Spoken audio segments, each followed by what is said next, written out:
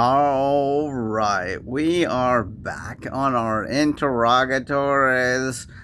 This has been fun for me. Again, I usually interview others or am interviewed by an actual person, but to kind of set up it as, these viewer questions have been good. And again, I could only pick the best 10. 5 and 6, I'm lumping together just like the last two because they have the same theme. And I feel like, I don't know if I'm right on this one, but I feel like somebody I litigated against, or I'm vocal about being in active litigation. Not that I say everything. Never do that, by the way. No, know everything you say, don't say everything you know, is what my mama taught me very young, and she still brings that up, and it's a good lesson. But okay, back to the questions. These two were about why I think someone that I litigated against. I don't talk about this that much on my other social media, and these are both about my kind of mission work servitude. They're about serving a God. I claim that, but usually I don't say it a lot, to people that are the people that are litigating know that. Okay, so these are the two questions that I'm getting on that title. And it was, have you always been a servant of God? And then the second one was, what's the worst thing about being a servant of God? I like that. I like the second question a little better. So, have I always been? Maybe. I can't answer that definitively because my grandfather was one. I know that he was liberated from Dachau, and then he went back as a liberator to get back and do his calling, or get. My mom says get back at the Nazis, but I don't think he had a choice, and that's how it works with servitude towards God. You can't pick this mission and this mission. There's some tough missions out there, but he walks you through it, just like Deuteronomy chapter 20, when God's at war.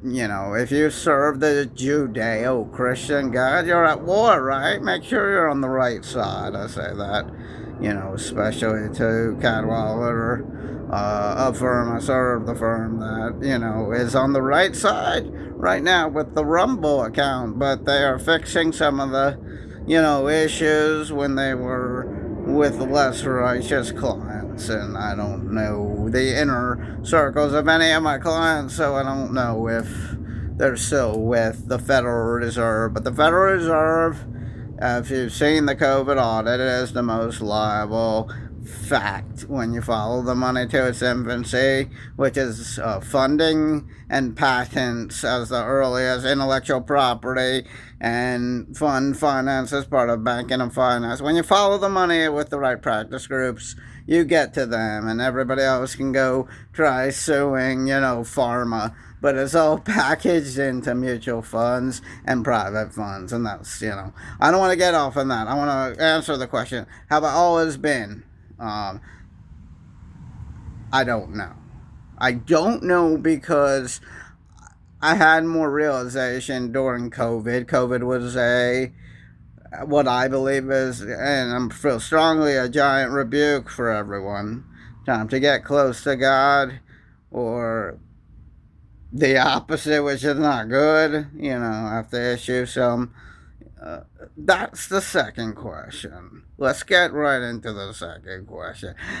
The worst part of my job as a servant of God, it has nothing to do with that it's non-profit.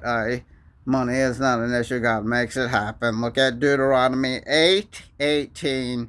God is wealth, and wealth will come and go if you follow God. That's important for my legal, all age legal people that follow me, and all people that follow me. That's God's wealth. Right now, gold, silver.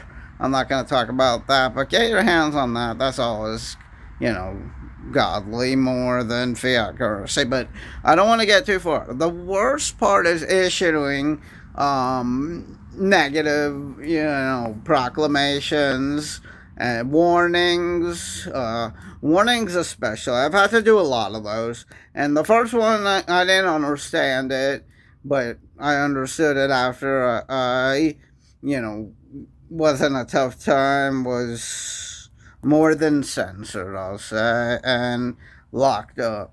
I read it in my Bible after I got out. I read Ezekiel.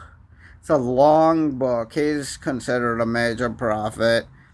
All of the prophets and Nevi'im in the Bible are, at their time, second of kings. Okay, they're all important. So I don't say small prophet or whatever people say. Minor. They use the word minor. I don't like that. Just like I don't like old for First and Second Testament. So, Ezekiel chapter 3:16. People know John 3:16. They don't know Ezekiel 3:16. There's actually like 10 to 15 amazingly powerful verses that are on 3:16. Adds up to 10. Maybe there's something to that. But anyways, yeah. So Tim Tebow made John 3:16, took it to another level. I feel that I get even nervous, and that's the worst part. I don't like issuing Ezekiel 3:16 messages. They're dark.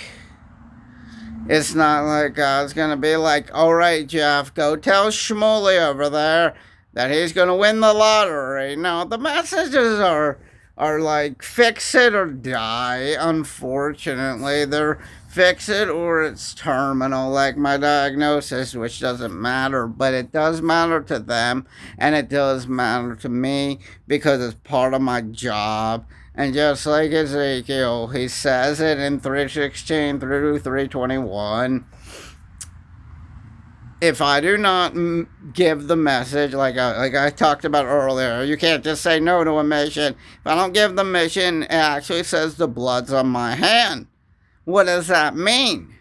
Well, it could mean the same for what the message is, which is a shape up or this is going to happen. Now, if it's a death message, I have to be super careful that the executioner, obviously it's not me, but people can contort, especially in the legal world where I have to do litigation. So let me explain a little bit more about what would happen if I don't do it. What would happen is me or someone I loved, would be facing the ultimate leaving this world sanction, okay? Some of the sanctions are similar in spiritual and the Constitution, the Bible and the Constitution. Sometimes match up, sometimes, like I talked about last time, they don't. Like adultery. That's the big one and difference. So, the worst part of a servant of God is the shape up or die kind of messages, but that's what the verse. See, I could cite it. Back in 2020, I wasn't understanding what's happened. So the original question, have you always been? I think it became more apparent to me in like 2022, but the mission work started for me in 2020. I don't think when I was in junior high, I can't claim that title. So, great question. It made me think, and as far as anybody who got messages, especially if you're in Union County, or you're at a couple of firms that, were litigating against me, I don't have a choice. I don't have a choice. But you guys do. And usually the right choice is the light choice. The right choice is the light choice. Yeah, that's usually it. If you might be able to get through a loophole in the Constitution, but it feels kind of dirty. Or the vengeance, you're feeling like it's vengeance, which should be on the Lord, not you. That's usually your key to, fix an issue. Follow the light. Follow us for the next 2, 7, and 8. And this has been a great Interrogatories. Signing off.